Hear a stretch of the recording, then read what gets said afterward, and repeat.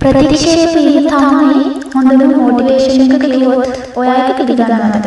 ඔව් මම නම් ඒක පිළිගන්නවා. දාපු මැසේජ් සීන් වෙනකම් ඇඟිලි ගැලගෙන බලන මිනිස්සු.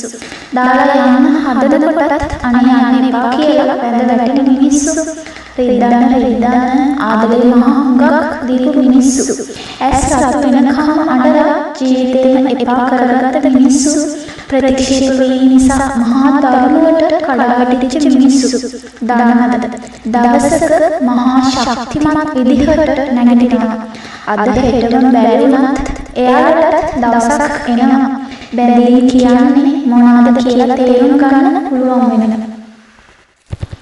ඉතින් ජීවිතේ බිඳුවටම වැටුණු මිනිස්සු හිමින් තමන්ගේ හීලන දිලාගෙන යන්න ඕන. ජීවිතේ හිත රිදීම් හින්දා විඳවපු මිනිස්සු ලස්සනට hina වෙනවා. තමන්ගේ හීන හරි ලස්සනට සාර්ථක කරගන්න මහන්සි වෙන මිනිස්සු හීලන දිලන්න ඕන. ප්‍රතික්ෂේප වන මිනිස්සු තමන්ගේ වටිනාකම තේරුම් අරගෙන හරි ලස්සනට ජීවිතේ දිලන්න